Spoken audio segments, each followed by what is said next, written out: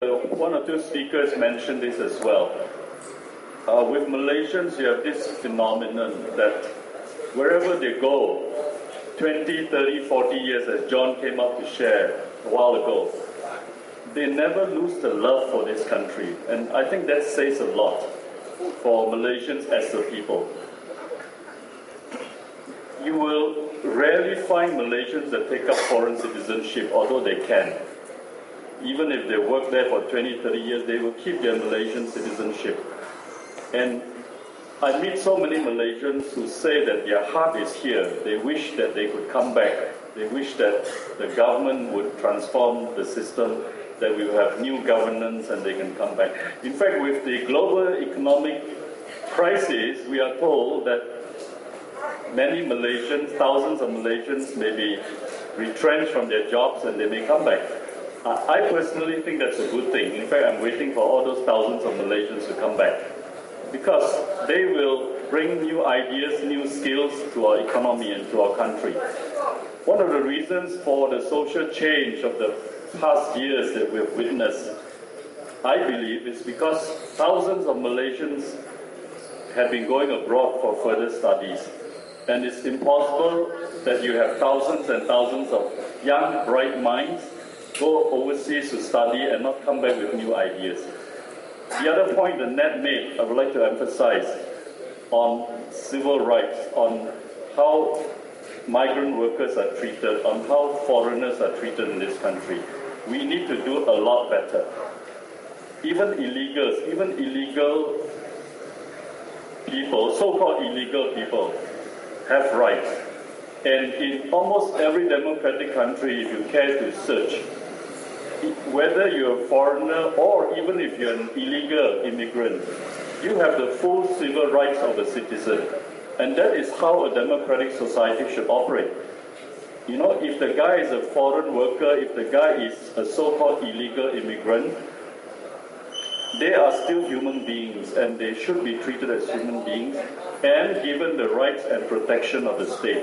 And this is an area where we fail very badly.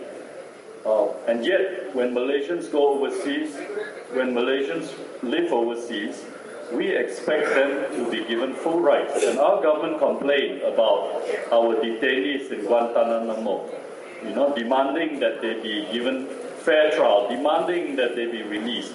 I wish our government would make those same demands about our detainees. Right? Okay, next person who wants to share, quick. Good evening. It's amazing to see a lot of people here today. It's amazing. Thank you. On the 25th of November 2007, something amazing happened. I don't know whether you know the terminology Makkal Sakti. Yeah, it means people power. Before that, I'm an ordinary Malaysian, yeah? As much as you guys are. I wanted change because I kept facing frustration with every medium of the government, the police, the judiciary. I know firsthand what it takes to have officers who tell you things that they can't do, which you can do if you gave them a little bit more money. Makkal Sakti was an eye-opener. On the 25th of November, things changed. People began to see that, hey, there's a group of people who are prepared to walk and ask or demand for change. Now, it's not the cry of a particular group of people. It's the cry of a nation of people who are hurting. They wanted to see change. And March 8th, 2008, we saw that happen. Let's give ourselves a clap.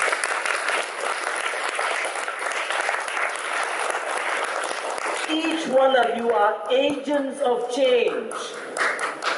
In computing, we call it change management. And change has to be a constant of everything we do. I'm glad to stand here tonight to talk to you about this. And I'm also glad that recently Swaram gave Indrav an award.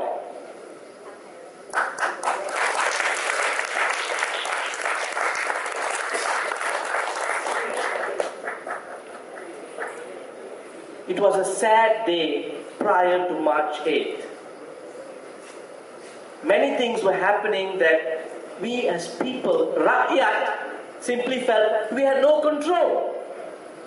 But after March 8th, we decided to change, and guess what? It proved beyond doubt that people power existed in this country.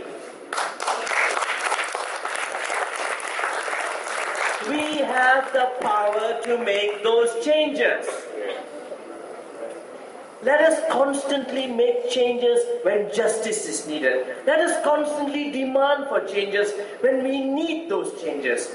We need fairness not only for today, but future generations. Our children need a better place to stay. We can't just turn around and say, hey, let's leave this country. Let's migrate. No. We've got to make changes here and now. We've got to begin those changes. And guess what? The changes did not start on 25th November, Makkal Sakti. It started with each individual who said, I want to see a change. I don't want repressiveness. I don't want the ISA anymore. ISA is a very repressive tool that is so backward. It reminds me of times when in Rome, the people were thrown to lions for the amusement of others. We are not slaves to a system. The system must adhere to the policies that people set. Tonight, let me end with one cry. Makkal Sakti. Makkal Sakti. Makkal Sakti. God bless each and every one of you.